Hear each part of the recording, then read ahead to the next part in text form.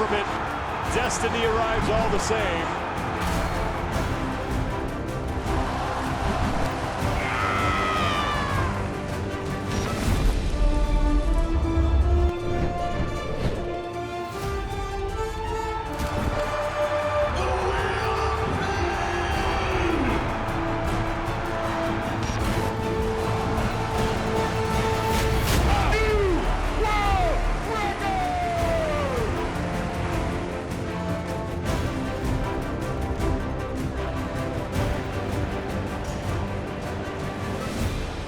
Things are getting serious here at the 2019 Reebok CrossFit Games in Madison, Wisconsin. Welcome to day number 3 here at the Alliant Energy Center. I am Sean Woodley with Andy Sakamoto and Dan Bailey. Chase Ingram, the 4th member of our broadcast team, will be joining us a little bit later. Thanks for being here with us on the Rogue Iron Game. Huge day for you. A lot of great events. We're going to have some fantastic guests up here. One of them joining us here in just a moment. But we're getting down to the nitty gritty. All right, we had first 2 days of competition were super exciting, but now it is really pressure packed. What are you guys going to be watching here on day number 3?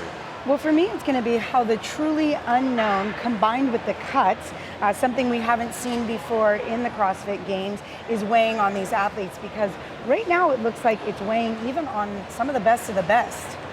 Yeah, that's the thing that's kind of standing out to me a lot right now for the competition. For the fans, it's been, I'm glued to my seat. I'm looking at the top of the leaderboard, I'm looking at the cut line. I want to watch every event. They're super excited. And the flip side of that coin is for the athletes, it's been the most pressure-packed weekend of their lives. Nobody's smiling in the back. They're constantly worried about staying in the competition. So just those two things kind of intermingling this weekend has been great to see. Athletes suffering means the fans entertaining, apparently. Yes. So let's talk about what is on tap for today. We do know one event for the individuals and one event for the teams. The teams are going to go first. That's at 10 a.m. local time. It's the team sprint relay. Then the individuals take over. We're going to start with the women half hour after that, and then 30 minutes after the women go, the men go through the sprint, and then we also have action from 12 noon till 5 p.m. Central Time. The big news though today though is we're cutting the teams down. We're going from 11 to 9, but on the individual side, we're going from 20 down to 10, and all this takes place after that first event. Yeah, and I think we've seen a couple of ladies cut that maybe we weren't totally expecting, but even more so on the men's side, we're seeing a lot of names on the wrong side of the line, especially going into the 3rd day of competition, that we're not used to not seeing on the leaderboard at this point, and that would be Willie George, Sean Sweeney, Alex Vigneault, Ben Smith, Jason Smith, but I think most importantly, number 2 right there, Brent Fikowski. Yeah. It just doesn't seem plausible that we're on the 3rd day of competition and Brent isn't here competing. Yeah, it's one of those situations where when you knew the cuts are coming, early in the weekend, if your wheelhouse workout came out, if something good for you came out, you need to take advantage of those points. You need to grab those points as often as you can, stay as far away from that cut line, because later in the weekend, if something comes out, you're close to that cut line, it's something you don't like, you're not as prepared for, you're not as good at, you're going to be below the cut line after that event. Yeah, and you mentioned Brent, and you talk about a mistake costing you. You go back to the handstand walk in event number 2. Different outcome if maybe that doesn't happen. Yeah, exactly. I think about 8 people finished in between him and the rest of the field, just with that little stumble getting sent back, and we're not sure if it was a fatigue issue, if it was a little stumble issue, if it was a miscommunication with the judge, but all those things add up to bad situations when you're talking about competing with the top 1% in the world. Well, and I think as fun as it is to see a real race going into the 3rd day finally, it's as equally not fun to not see this man on the field with all those men. Right, speaking of the devil, and he's here, Brent Fikowski, the man who finished 23rd. Unfortunately, I know you're not competing today, and you would like to be, but we appreciate you being here with us. When you look back at your experience here at the 2019 Reebok CrossFit Games, what did you learn? Like every year, in every competition, you leave with a list of things to work on. And the list is in some ways longer and in some ways shorter, because the competition was obviously shorter for me this time around. We're all, as athletes, you heard about these cuts. It was sort of this unknown coming into the competition. You didn't really know how it was going to play out. And, I knew coming in, I'm like, someone's going to be on the wrong end of those. And, I was of the mindset, I'm like, not going to be me. Like, I'm just going to go do my thing, and things will work out. I think last 3 CrossFit Games, at no point in the competition was I ever not in the top 10 for 3 years in a row. And so I was like, that should work. Just go out there, do your thing, do your best. And it's hard when your best isn't quite good enough to make the cut, literally, in a competition. When you look back at the way you approached 2019, I think you took part in 2 sanctioned events. What would you change about the way that you went through your overall preparation for this competition? That's a hard one. Every year's a little different. There's a lot of dynamics going on behind the scenes that people don't know about. Just life. It was a good year though, right? It was a good year of training, and honestly, every day I'd wake up and it was figuring out what I could do to maximize that day to get better for really this competition. And I did a good job of that. I came into this competition just like I did the sanctionals, feeling like I had a really good base of fitness based on what I've known in the past to have worked. So, I mean, I'm going to obviously go back to the drawing board, talk to my coach, talk to a lot of people in my circle, figure out what we're going to do better next year. There's not really a lot I regret, which again makes things a little harder. If I had some big injury I could point to, or some massive life event I could point to and say, oh, that was if it wasn't for that. Yeah. But I don't have that really. So, that sometimes in some ways makes it easier, and in some ways that makes it harder. Right. Having this finish and being like, well, I guess I was on this weekend and this competition, this setup, I was good enough for 23rd. Yeah. Brent, on top of that, do you think it was more your level of fitness this weekend or the execution that put you into that 23rd spot? A bit of both. I think every competition, to blame it on execution, I think takes away from the other 22 guys that are ahead of me, and that's not really fair, because I know some of those guys ahead of me, and we've been talking backstage, and they've made mistakes, right? Like, they've made mistakes that have cost them 10 points, 20 points. I mean, we saw with Frazier, he got deducted a bunch of points for his sandbag flying out of his bag as he's, blurry running to the finish line, redlining, right? So, little things happen to everyone, and, so to blame it on execution, there were a few, obviously the handstand walk is going to be that sort of glaring one that everyone sees. The ruck run went well. I think had I approached it a little differently strategically, might have had a few more points there. But that goes for everyone, right? I mean, I finished just behind Vellner, and he did what I thought I should have done, which was go out hot, and then he slowed down. I went out slow and sped up, and we finished within 2 points of each other. So, next season, I mean, it's just a matter of months away. Yeah. What is your focus now, and how do you approach that as we get ready for the Open in October? Yeah, that's a good question. Those sorts of decisions, my coach and I and my team were sort of leaving until after the games. So we were going to talk about it Monday. Maybe we'll start talking about it today.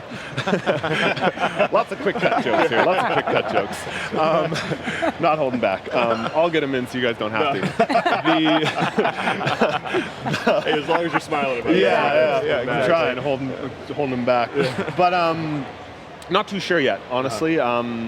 Probably I'm going to try and do more than 2 sanctioned events next year. Body feels good, so hopefully 3 to 4. Just enjoy that. Hopefully the Rogue Invitational and a number of other events, probably more so in North America this year. And still prepare for the games next year. Try to figure out what that's going to look like, shore up some weaknesses, train for the Open. I think I'll probably do something similar that I did last year with the Open, which is give it my best. I'm not going to redo every workout 2-3 times. I don't think that's going to be the best use of my energy and my time. You feel like sticking around and maybe being a little bit of an analyst here for a second with us? Sure, let's do it. Great, please. Awesome. We're going to break down the men's field with Brent Fikowski. This just now escalated a notch here as well. Let's look at event number 6. First off, because that's going to set up what we're going to talk about for the men. So event 6 is known. It is a sprint for the individuals. It's kind of a combination between 2 events that we've seen in the past, the 2013 zigzag sprint and then the 2016 suicide sprint. And Dan, before we came on, we were talking about, obviously you got to run quickly, you got to run fast, but what are some other things the athletes need to keep in mind as they try to do as well as they possibly can? Yeah, there's 3 things that stand out in my mind. One is going to be your start. So you want to react as quickly as you can to the gun or the beep, whatever that is, and in order to do that, you're going to verbalize in your head the audible sound that triggers that reaction. So whether that's saying gun, beep, anything over and over and over in your head until you hear that noise, you get a good reaction. The second is, you notice we have to go around the Zeus rig. You have to cut through pylons. You don't want to round off those corners. You want to plant hard, turn, go, get your head in the direction that you're heading to next. And the final one is the finish. Something that some athletes may not think about is they may lean at the tape, try to get their chest over first. That's not what stops the chip timer. It's actually going to be your foot when that chip timer crosses. So if you're leaning, you're diving forward with that front leg that has a chip timer on it so you can get that clock stopped first. We mentioned coming in that we are cutting down to 10 athletes. Let's take a look at the overall standings now for the men, and we will start with the men who are right now on the correct side of the cut line, the men who are in the top 10. Of course, Noah Olson is your overall leader. There was a slight scoring adjustment last night, so he now has a 5-point lead over Matt Fraser, Jacob Hettner, Scott Panchik, and Adrian Moonweiler rounding out the top 5. Now, right now in 10th, Pat Vellner with 312 points. He would be the last man in. 11 through 20, Vellner only has a 9-point lead on Cole Sager. He is on the bubble, but on the wrong side, followed by Samuel Quant, Logan Collins, Lucas Hoberg, and then a pretty athletic guy in Travis Mayer. When this event was announced, who were the big winners? Who's jumping for joy right now that he gets to go out and do this event? Yeah, the thing that you want to check out first is who's the power speed sprint athlete. Obviously, Scott Panchik is definitely that guy. He's got a background in football, running back at the University of Mount Union. He was 2nd in 2015 in Sprint Course 1, 8th in 2015 in Sprint Course 2, 4th in 2014 in the zigzag sprint. So he has the capacity to do really well here, not only to keep him above the cut line, but it's going to be something that can maybe jump him up into a podium spot, gain some ground on Fraser and Olson and some of those guys that are ahead of him. Right, and then another name that you mentioned, Sean, was Cole Sager. So he currently sits on the wrong side of that line. But again, like you said, he's just 9 points from the man ahead of him. And the man ahead of him is Pat Vellner. Yeah. And Pat Vellner actually beat Cole Sager on the 2016 Suicide Sprint. Vellner came in 13th, Cole Sager came in 20th. But in 2015, where it was a shorter course, more similar to the course that I think we're going to see today, Cole Sager was 4th on Sprint Course 1 and 5th on Sprint Course 2. So not only does Cole Sager need to do well, he needs to do 9 points better than Pat Vellner to get himself into that 10-person cut. You've been around these guys for the past couple of days. Who do you think is going to do well at this event? I've been talking to a couple of athletes on the team side. Travis Williams, he's very confident in a teammate of his that he competed on earlier this year, and that's Chandler Smith. Yeah, oh, okay. If you really look at the points, a lot's going to shift in both the men and the women. Essentially, you've got sort of the top 3 and the bottom 3 in the men and the women that are going to need something short of a miracle or a disaster from really moving inside or outside of that top 10. And then you really have another 15 that it can shift really dramatically. It looks like a little more dramatic on the women's side from what I saw. But someone like Chandler Smith could potentially leapfrog, if not up to 12th or 11th, could potentially leapfrog into 10th. I'm not really sure, for example, Matt McLeod, super fit guy, no doubts there. I don't know what his sprinting ability is from Australia. Maybe he's got some background on the footy field. Vellner's got, but Vellner has the background on the lacrosse. I'm confident that he can make it in there. Another thing, from what I've seen, correct me if I'm wrong, it's the bracket style. So it's going to come down to who's in your heat as much as who's the fastest. Am I right? The fastest times will move on. Okay. So it's not, yeah, it would be like one of the clean ladders. Hey, if this fitness thing doesn't work out, you want to stick around here. We're kind of sick of looking at Dan Bailey all day. Just kidding. Let's move on now to the other side of the spectrum. Who is not enjoying themselves right now with this event? Yeah, the male name that comes to mind is going to be Lucas Hoberg. He's currently in 14th, and he's taken a 20th and a 19th in any kind of sprint events that he's done before this. There's about a 10 to 20 point gap between some of those names on the other side of the cut line and Vellner and people who are up in 10th place. So much better at distance running. We saw he absolutely dominated the ruck run, but then usually on the other side of that coin is you're not going to be so good at the high power output sprint events. So he's got to do some damage control here, hope maybe some people make some mistakes and he can capitalize on it. How's Pat Vellner, do you think, feeling right now sitting in 10th place? We talked a little bit last night. We were texting in a little group chat. A couple guys have, and I think like everyone that's on the bubble, he's probably a little nervous.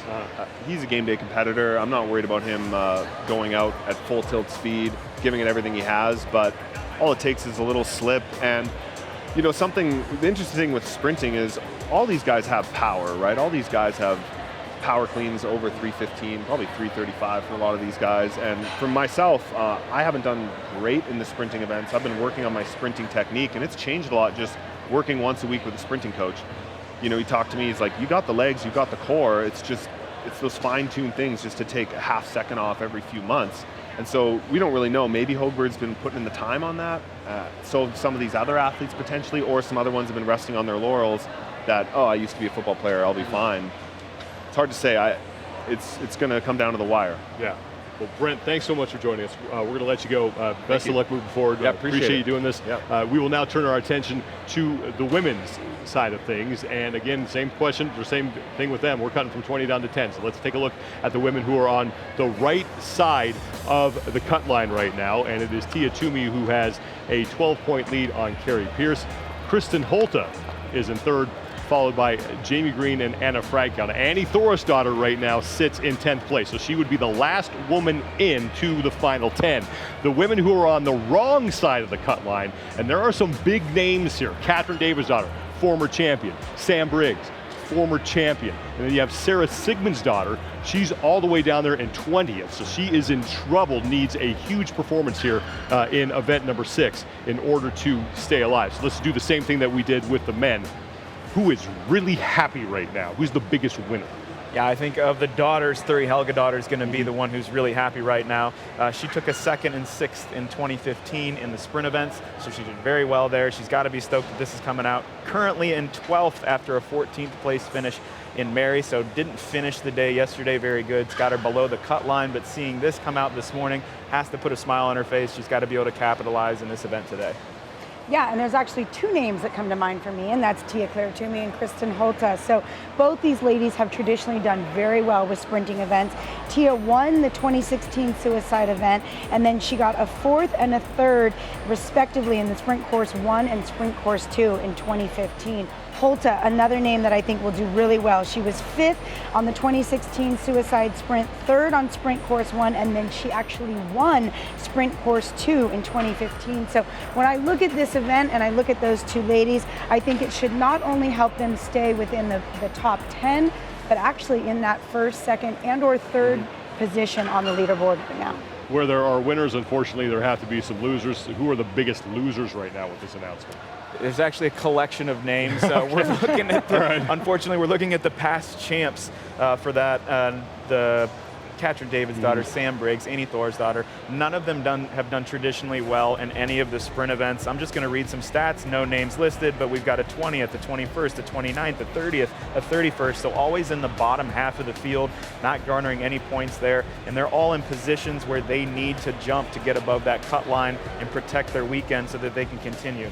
Definitely athletes with experience, so smart enough to have known, I need to work on this, I need to do my due diligence and get better at sprinting, so we're going to find out here shortly if they've done that. Well, and then the other one, of course, is Sarah Sigmundsdottir. So this is not the event that she wants to see come out of the hopper right before the final cuts, right? She's 71 points back from 10th place right now. When we look back to some of these events that are similar, 2016, she got 21st in the suicide sprint. In 2015, she got 37th in the sprint course 1 and dead last 38th in sprint course 2. So I think, I feel bad for Sarah, but I think she's probably sweating pretty hard right now. Yeah, what do you think's going through her head at this 5 minutes? I mean, she's in 20th place. She knows that she needs to make up a ton of points, and we've talked about her mental game right now. If this is ever a time to flip that switch, it's got to be now. Right, and this event is so fast. It is a no mistake event. I mean, just like Darren was saying, a slow start out of the gate, a little bobble on one of those turns, and that could be the end of it for you. That could be your weekend. So I'm a little worried about her because of what we've seen, the mistakes that we've seen from her thus far, and her inability to deal with them going into an event like this that is so critical to not make mistakes. Yeah, even though she might not be very good at these type of events, you have to think though, everybody has to do it. There's just the same opportunity that other people are going to make mistakes, and you have to be there, have your day, and execute if somebody else bobbles. Yeah, the individuals are going to go second. The team's going to lead this thing off. Let's look at where that competition stands, because we have cut from 14 now to 11 teams. Mayhem Freedom, they are running away with this. This is the competition we thought would be close, but it's not. 91-point lead over CrossFit Krypton. Invictus with the third place right now. They sit with 339 points. And then you have OC3 Black in fourth, followed by the Central Beast rounding out the top 5. And again, after this event, we are going to cut to 9. So that would mean that right now, Team JST Compete would not move on in the competition. And I mentioned briefly that, look, we thought the team competition was just going to be a slugfest and, a tooth and nail back and forth. And then, the more things change, the more they stay the same. Mayhem Freedom is just running away with this thing. Yeah, I think after they took that loss at the Rogue Invitational, they started taking things real serious leading into the games, and it's showing. They're riding high right now. Nobody's really anywhere close to them. No finishes out of the top 5, 3 first place finishes, 1 second place finish. I mean, you almost can't get any better. And coming into this next event, I'm not 100% sure how they're going to do it sprinting, but one thing I do know that they do down there in Cookeville, they're a big fan, and Rich is a big fan, of playing sports, doing things outside of the gym. This is an event that's outside of the gym, so regardless of their God-given talent in an event like this, I feel like they're going to be prepared, which should scare the rest of the field. OC3 Black has made a methodical climb up the leaderboard. They are steadily improving their placement with every event. I don't know if they have time to catch Mayhem Freedom, but they certainly have time to work their way into the top 3. Right, like you said, Sean, they had a great day 2 of competition. They took a 4th on event 4. They took a 3rd on Strongman Sphere event 5 to move themselves into a 4th place position. So they did what they needed to do yesterday. Now, at the beginning of competition, I had said that this would be the team to beat CrossFit Mayhem.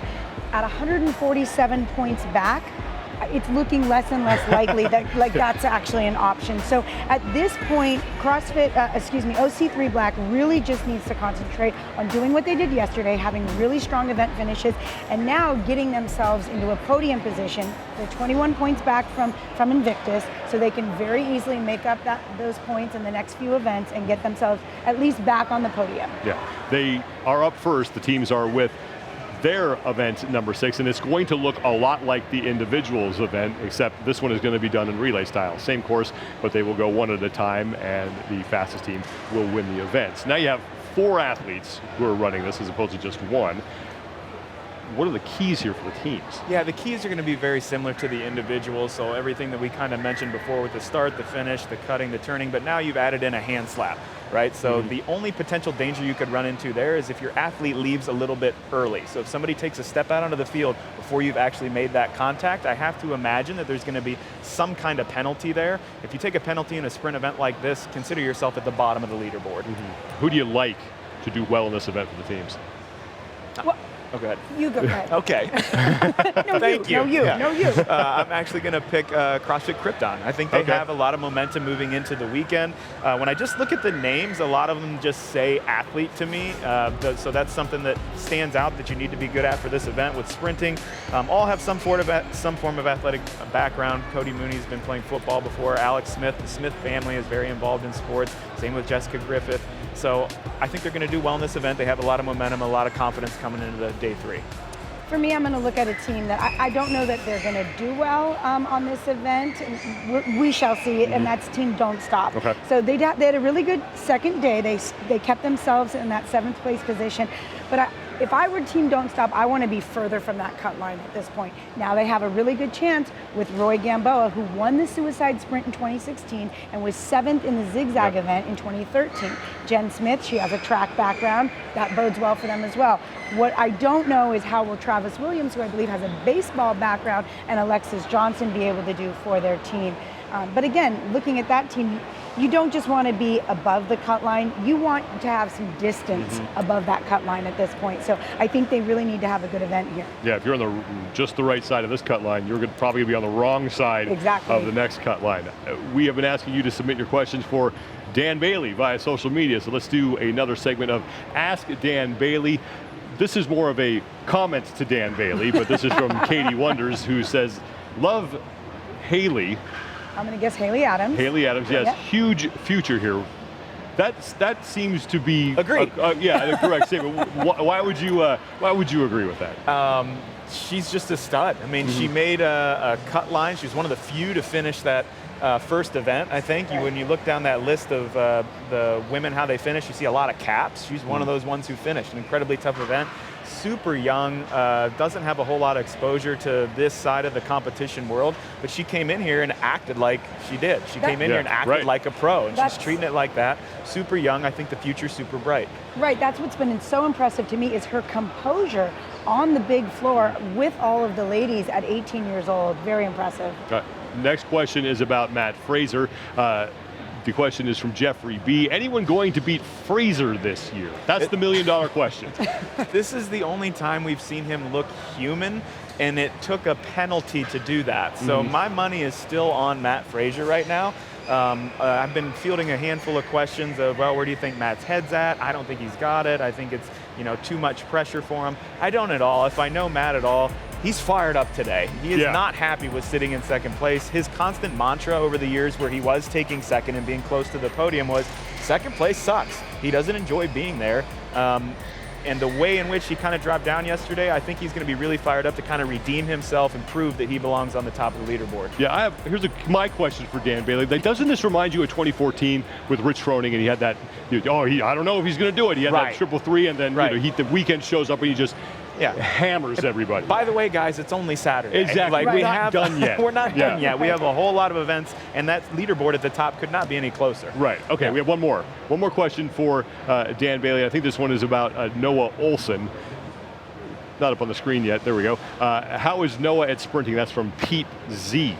I don't think traditionally he's done very well. I know that he's had a water polo background. He's spent definitely more time in the pool, a little bit more of a water cheetah than a land cheetah. So he might have some work to do here, maybe a little bit of damage control. The good news for him, this event came up. He's nowhere near the cut line. There's not a huge threat there. It's kind of maintain that close position to Matt Fraser and the rest of the guys at the top of the leaderboard. Keep those questions coming, guys. Use the hashtag AskDanBailey, and we will possibly answer them here on the show. If you are in Madison, Wisconsin, you know that Rogue has some great stuff going on the Alliant Energy Center campus, but they also have some cool stuff going on around town here, specifically at the Great Dane Pub and Brewing. They're teaming up with the Great Dane Pub here in Madison, Wisconsin, and you can follow them on social media. If we can put the graphic back up for you, they are at Great Dane Pub. So now through Sunday, all 4 Great Dane Pub locations have daily drink specials, a custom Rogue food menu, an exclusive Rogue and Great Dane t-shirts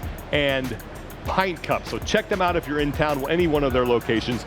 It will certainly be worth your while, and it will certainly be a lot of fun. We're going to step aside, take a quick break. We'll be back, though, with Team Event 6 as we kick off Day 3 here on the Rogue Iron Game at the 2019 Reebok CrossFit Games.